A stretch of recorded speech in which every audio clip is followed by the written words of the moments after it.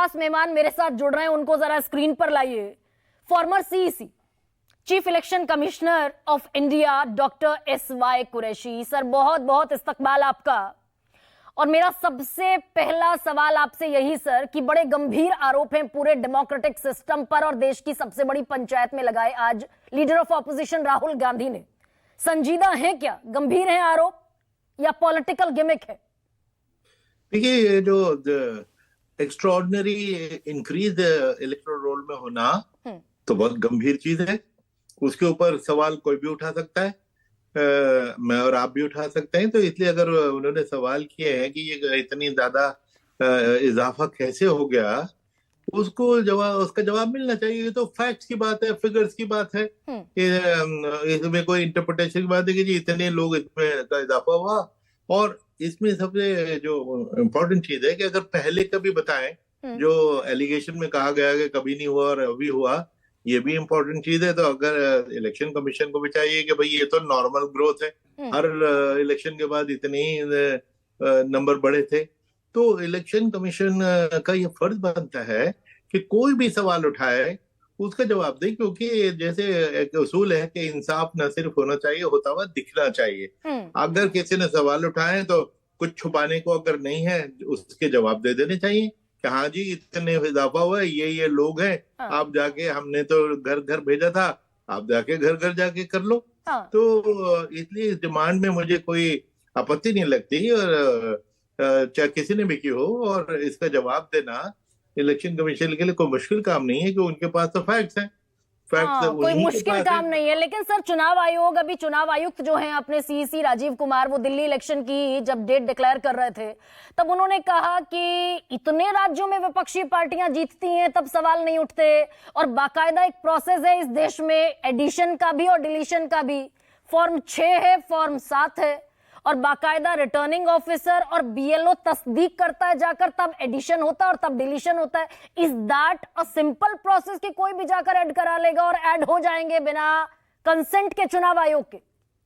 देखिए, एक तो ये कहना कि हारने वाले ने कंप्लेंट की, जब जीतते तो नहीं करते, ये तो नेचुरल बात है, हर पार्टी ये करती है। जब ये मैं जीत जाऊं और जाके प्रोटेस्ट करूं कि मुझे जीता हुआ क्यों डिक्लेयर कर दिया, ऐसी कोई, ये तो बड़ी रिडिकुलस सी बात है ना। हारने वाला ही करेगा।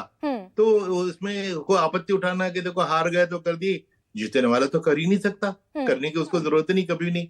दूसरे, ये अगर एक्स्ट्राऑर्डिनरी इंक्रीज हुई है, इसको एक्सप्लेन करना इलेक्शन कमीशन का काम है। और इलेक्शन कमीशन के पास फैक्ट्स एंड फिगर्स होती है, वो बता दें कि साहब आपने ये किए, और जो इतने लोग इजाफा, जाके घर घर जाके देख लीजिए, पता लग जाएगा। तो इसलिए उसको इतना वो पॉलिटिकल इशू बनाना ठीक नहीं है, क्योंकि ये तो इलेक्शन कमीशन एक ट्रांसपेरेंट ऑर्गेनाइजेशन है। इसके तो बिल्कुल शीशे के दरवाजे हैं, हर तरफ से खुले हुए हैं, और वहां पे कोई चीज सीक्रेट नहीं होती, ना होनी चाहिए। सर, ये हुआ है क्या महाराष्ट्र में, जो आरोप राहुल गांधी लगा रहे हैं और जो मैंने भी कला प्रभाकर के जरिए से, उनके हवाले से ये फैक्ट्स जो रखे हैं दर्शकों के सामने कि 5 बजे वोटिंग परसेंटेज था 58.22%, रात को 11:30 बजे 65.02% हो गया, और 23 को जिस दिन काउंटिंग थी उसके कुछ घंटे पहले 66.05% हो गया। ये हुआ है क्या सर?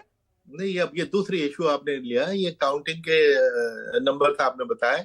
और पोल डे पे स्टैंडर्ड चीज है कि जब 5:30-6 बजे, जितने बजे भी पोल खत्म होता है, हमारे वक्त में उसके आधे घंटे बाद एक प्रेस कॉन्फ्रेंस करके हम बताते थे कि इतनी पोलिंग हुई है, 58 से 58% हुई है।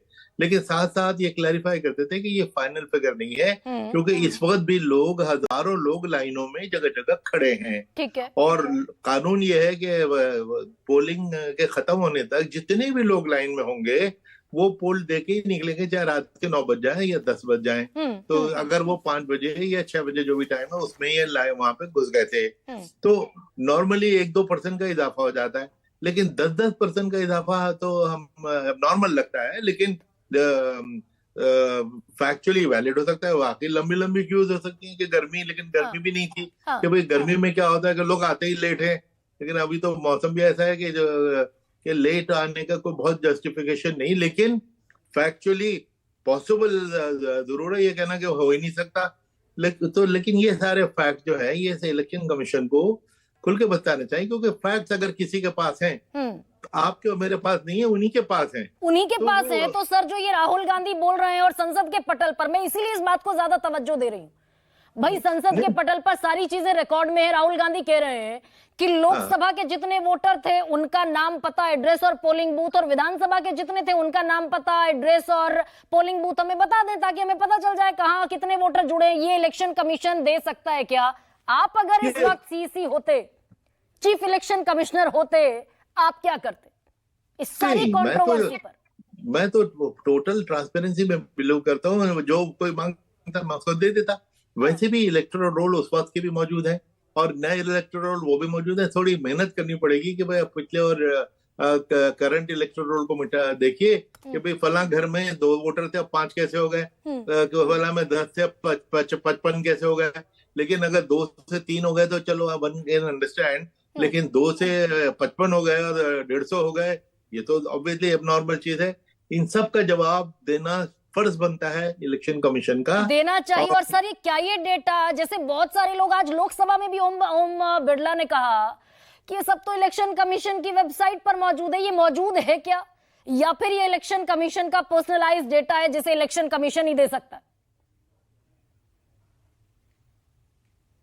तो एसवाई कुरैशी, उनका कनेक्शन चला गया है, नेटवर्क, लेकिन उन्होंने कहा कि एस्टॉनिशिंग है चुनाव आयोग को निष्पक्षता, ट्रांसपेरेंसी दिखाते हुए डेटा जारी कर देना चाहिए।